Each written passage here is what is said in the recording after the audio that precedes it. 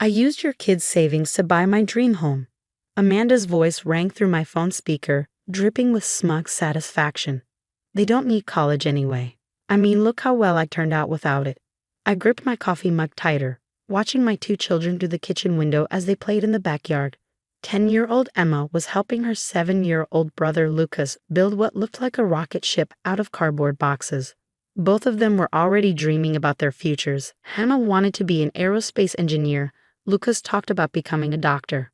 Interesting choice, I replied, keeping my voice steady despite the rage building inside me. Oh, come on, Marie. Don't be so uptight, Amanda laughed. I saw an opportunity and I took it. The realtor said it was the last waterfront property available. I couldn't let it slip away just because you're hoarding all that money for some far-off future. My name is Marie Chen, and at 35, I just discovered my sister-in-law had somehow accessed the college fund accounts I've been building for my children since they were born. These weren't just savings accounts, they represented every extra shift I'd worked as a nurse, every bonus I'd saved, every sacrifice I'd made to ensure my kids would have the opportunities I never had. Besides, Amanda continued, clearly enjoying herself, I'm doing you a favor. Now you won't have to worry about all that boring college planning. The kids can just work their way up like I did. I mean, look at me, high school diploma, and now I'm about to own a mansion. What Amanda didn't know, what she hadn't bothered to find out before her little power play, was that I hadn't built those college funds alone. My late husband James had been equally committed to our children's future. Before his death 3 years ago in a car accident, he'd made sure there were ironclad protections in place. The movers are coming tomorrow, Amanda announced cheerfully. I can't wait to post photos of my new life. Maybe I'll let the kids visit sometimes, show them how their aunt lives in luxury while their mom penny pinches for some overpriced education. I watched Emma help Lucas attach wings to their cardboard rocket. They were so much like their father, creative, determined, always dreaming big. James would have been proud of them. He also would have been livid at his sister's betrayal. When did you make the transfer? I asked, my tone casual as I opened my laptop. Last week. Can you believe how fast everything moved? The realtor said it was the smoothest cash transaction she ever handled. Though honestly, those bank people were kind of weird about it. So many questions, but I handled it like a boss. I pulled up my email and quickly found what I was looking for. An alert from our family lawyer that I'd been saving for this exact moment. And you're moving in tomorrow? Yep. The truck's all loaded. I'm going to do a final walkthrough of the mansion this afternoon. 4,700 square feet, Marie. That's what real money can buy when you're not wasting it on books and lectures. I thought about the conversation I'd had with our lawyer 6 months ago, when he'd noticed some suspicious inquiries about the children's accounts. James had always said his sister was opportunistic, prone to taking shortcuts. He'd made sure to protect our children from exactly this kind of situation. Well, Amanda, I hope you didn't pack too much, I said, finally allowing a hint of steel to enter my voice. What's that supposed to mean? The smugness in her tone wavered slightly. Check your email, the one you used for the property purchase. It should have arrived about, I glanced at my watch, 5 minutes ago. The line went quiet except for the sound of Amanda's fingernails clicking on her phone screen. Then I heard her sharp intake of breath. This has to be a joke, she stammered. Property transfer void? Funds returned due to fraudulent access? What did you do?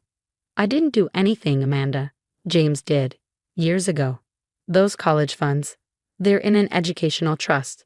Any attempt to use them for non-educational purposes triggers automatic legal intervention. The money's already been returned to the trust accounts. But I already signed the papers. The house is mine. You signed papers using money you obtained fraudulently. The trust's lawyers have already contacted the real estate company. Check your next email. It should be from them, voiding the sale. You can't do this to me. Amanda's voice rose to a shriek. I already told everyone about my new house. I posted it on Instagram. Then I guess you'll have to post an update, I replied calmly. Maybe something about the importance of reading legal documents before trying to steal from your niece and nephew. Mom. Emma called from the backyard. Come look at our rocket. We made room for all our books when we go to Mars University. I have to go, I told Amanda.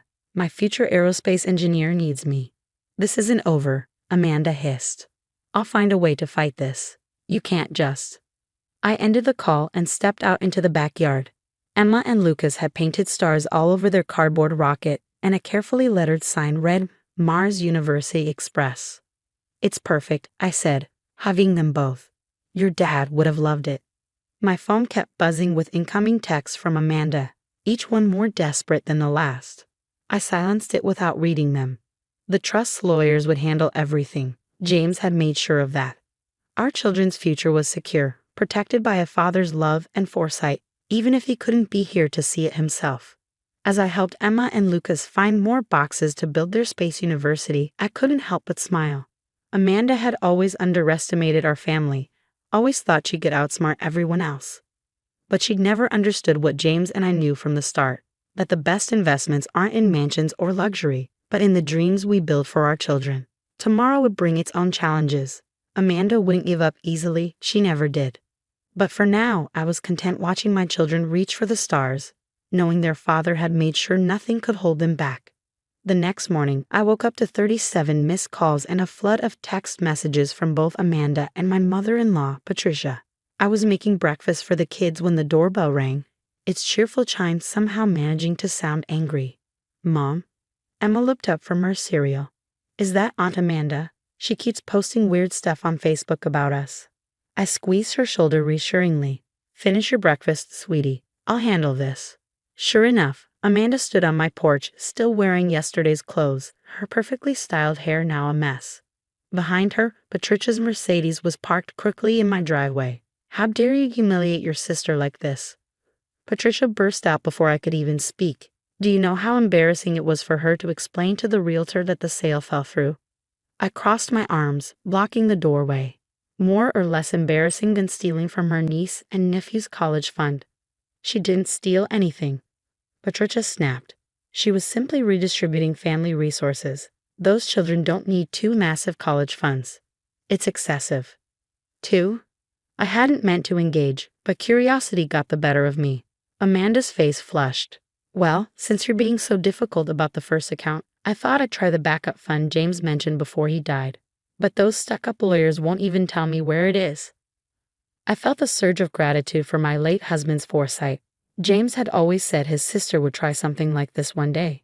The second fund was locked away even more securely, a surprise for the kids' graduation day. You need to fix this, Amanda demanded.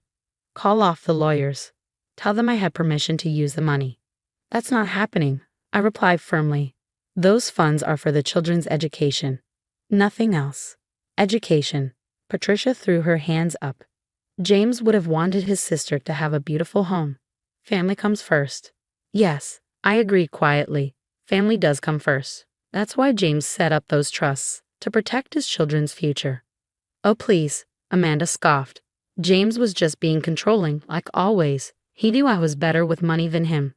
I could have turned those college funds into a real estate empire. I heard small footsteps behind me and turned to see Lucas in the doorway. His space robot pajamas rumpled from sleep. Daddy wasn't controlling, he said, his young voice firm. He was smart, he told me so.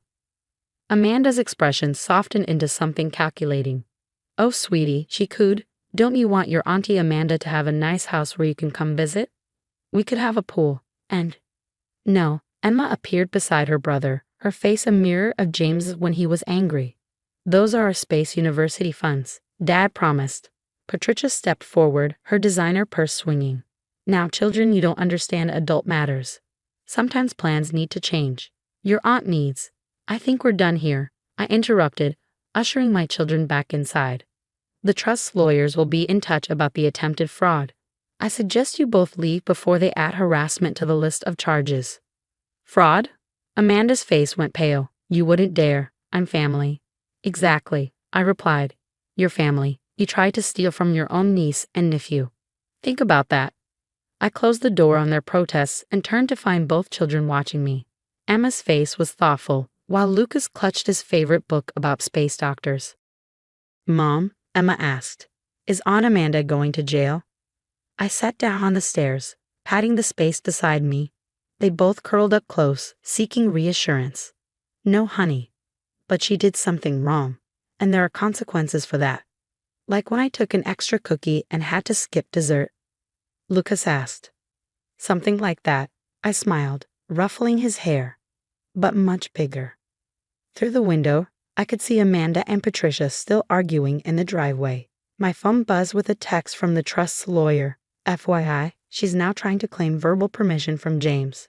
We have his recorded statements specifically prohibiting this. Do you want to proceed with charges? I thought about James, about all our late-night conversations planning for our children's future. He'd known his family well, their patterns, their sense of entitlement. The trusts weren't just about money. They were about protecting our children from exactly this kind of manipulation. Did Dad know Aunt Amanda would do this? Emma asked, always perceptive. He suspected she might try, I admitted. That's why he worked so hard to protect your future. Like a superhero, Lucas exclaimed. A secret superhero who saves college. A car door slammed outside. Through the window, I watched Patricia's Mercedes pull away, Amanda in the passenger seat. My phone immediately lit up with a message from Patricia. This isn't over. Family meeting tonight at our house. Be there or else. I replied with a simple, no thank you, and blocked both their numbers. The trust's lawyers had been clear. All communication should go through them now. Emma leaned against me, her voice quiet. Mom, are we still going to be able to go to college? Absolutely, I assured her. Your dad made sure of that. No one can touch those funds except for your education. And Mars University? Lucas asked anxiously. If you get accepted to Mars University, the funds will be there, I promised, hugging them both. Later that evening, after the kids were in bed, I sat in James' old office, looking through the family photos he kept on his desk. There was one of Amanda at his college graduation, looking bored and resentful. She dropped out after one semester, claiming college was a waste of time. James had tried to help her over the years, offering to pay for her to go back to school. But she always wanted quick fixes, easy money. My phone lit up with an email from the trust's lawyer, updating me on the situation. Amanda's failed attempt to access the funds had triggered an investigation into her other financial dealings. The preliminary findings weren't pretty: unpaid taxes, questionable loans, a pattern of manipulating family members for money. Your husband was right, the lawyer wrote. She would have burned through those college funds in months. The protections he put in place work exactly as intended. The kid's future is secure. I picked up my favorite photo of James with the children, taken at Emma's 7th birthday. He was helping her build a model rocket, while Lucas, just 4 at the time, watched in awe. James had always said our children could reach any height, achieve any dream, as long as we gave them a strong foundation to build on. Amanda and Patricia might never understand that. To them, money was about immediate gratification, about status and showing off. They couldn't see that James' real legacy wasn't about dollars in an account. It was about believing in our children's potential, about giving them the tools to build their own futures. Outside, the night was clear, stars twinkling above our modest home. Somewhere up there, past all those stars, was Mars, where Emma dreamed of building cities and Lucas dreamed of healing space explorers. Their father had made sure those dreams had a chance to grow, protected from those who couldn't see beyond their own desires. Tomorrow would bring new challenges. Patricia's or else threat would materialize in some form, and Amanda wouldn't give up easily. But tonight, I was grateful for James's wisdom, for his love that reached beyond time to protect our children's dreams.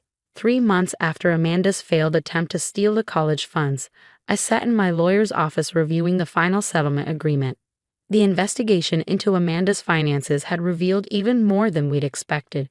She'd been forging Patricia's signature on loans, convincing distant relatives to invest in non-existent businesses, and running up massive debts in pursuit of her luxury lifestyle. The trust protections didn't just save your children's education. Mr. Sullivan explained, sliding the papers across his desk. They expose years of financial fraud. Several other family members have come forward about money she took from them. I thought about the family meeting Patricia had tried to force. It had happened without me, turning into a shouting match when other relatives realized the extent of Amanda's deceptions.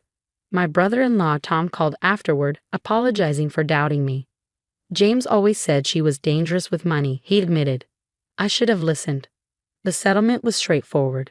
Amanda would repay her victims over time, attend financial counseling, and most importantly, have no access to any family funds in the future. Patricia, faced with evidence of her daughter's actions, had finally stopped enabling her.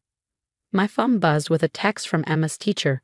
Space project presentation today. Emma's rocket design is incredible. I smiled, remembering the cardboard prototype still standing in our garage. Emma had upgraded it with real calculations about fuel efficiency and atmospheric drag. Lucas had contributed by designing a space hospital inside, complete with zero-gravity operating rooms. One more thing, Mr. Sullivan said as I signed the papers. We found this in James's old files. He asked that it be given to you if Amanda ever tried to access the trusts. He handed me an envelope sealed with James's familiar scrawl across the front. For Marie, when Amanda shows her true colors. Inside was a letter, written in James's warm, thoughtful style. My dear Marie, if you're reading this, it means Amanda finally tried to take what isn't hers. I'm sorry you had to deal with this, but I never doubted you'd protect our children's future. Amanda always thought I was too cautious, too focused on planning ahead. She never understood that true wealth isn't about mansions or status. It's about giving our children wings to fly and roots to come home to. The second trust fund I set up, it's not just for college. I've arranged for it to cover any educational dream our children pursue. Whether it's Emma building rockets or Lucas healing people among the stars. They can reach for anything, knowing they have a foundation to build on. Tell them their daddy believed in their dreams, even the ones that seem as distant as Mars.